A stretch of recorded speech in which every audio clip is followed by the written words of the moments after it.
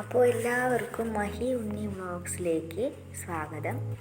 നമ്മൾ ഇന്ന് ചായക്കൊരു കടി ഉണ്ടാക്കിയാലോ? മുളക് ബജി ഉണ്ടാക്കാം കേട്ടോ. അതിനായിട്ട് നമ്മൾ നമ്മുടെ തന്നെ അടുക്കളത്തോട്ടത്തിൽ നിന്ന് കുറച്ച് ബജി മുളക് പറിച്ചു തരാം. ഇതാ ആയിട്ടുണ്ട്. അപ്പം മോൻ വരുമ്പോഴത്തേക്ക് നമുക്ക് ഇതുണ്ടാക്കാം. സ്റ്റഫ്ഡ് മുളക് ബജിയാണ് കേട്ടോ. അതിനായിട്ട് നമ്മുടെ മുളകിൻ്റെ ഇത് പഴുത്തത് എന്താണെന്നറിയോ? ഒന്ന് മാത്രമാണ് ഫസ്റ്റിലുണ്ടായത്. അപ്പോൾ അതുകൊണ്ട് മാത്രം ഈ റെസിപ്പി ഉണ്ടാക്കാൻ വയ്യല്ലോ വിചാരിച്ച് എടുത്ത് വെച്ചതാണ്. അപ്പോൾ എല്ലാം പറിക്കുമ്പോഴത്തേക്കും ഇത് പഴുത്തു.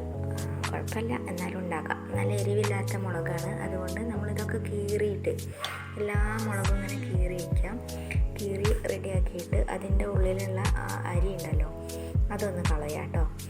കളഞ്ഞിട്ട് നമുക്ക് നല്ല എരിവുണ്ട് എന്ന് തോന്നുകയാണെങ്കിൽ നല്ല തിളച്ച വെള്ളത്തിലൊന്ന് മുക്കിയെടുക്കാം. അപ്പം തന്നെ മുക്കിയെടുക്കണേ, ഇട്ട് വയ്ക്കരുത്. അപ്പോൾ നമ്മൾ എല്ലാ മുളകിൻ്റെയും അരിയും കളഞ്ഞിട്ടുണ്ട്. ഇനി ഇതിന് വേണ്ട ബാറ്റർ ഒന്ന് റെഡിയാക്കാം. അതിനായിട്ട് കടലമാവ്, പിന്നെ മഞ്ഞൾപ്പൊടി, മുളക് പൊടി, ഉപ്പ്, സോഡപ്പൊടി ഇതെല്ലാം മിക്സാക്കിയിട്ട് വെള്ളം ആവശ്യത്തിന് വെച്ചിട്ട് ഈ കൺസിസ്റ്റൻസിയിൽ നമുക്ക് ബാറ്റർ ഉണ്ടാക്കാം. അതിൽ കുറച്ച് കായം മിക്സ് ചെയ്തതും അതുപോലെ വെളുത്തുള്ളി ഇഞ്ചി പേസ്റ്റും കൂടെ ഒഴിച്ചിട്ടുണ്ട് കേട്ടോ.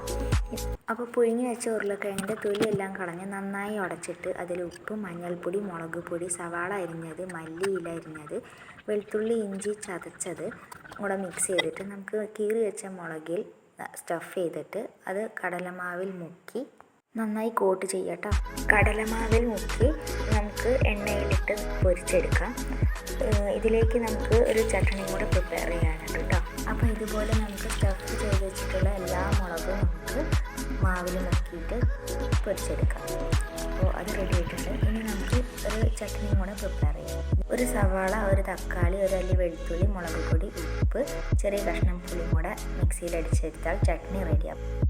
അപ്പോൾ വീഡിയോ ഇഷ്ടമായാൽ ലൈക്ക് ചെയ്യാൻ, ഷെയർ ചെയ്യാൻ, സബ്സ്ക്രൈബ് ചെയ്യാൻ മറക്കല്ലേ.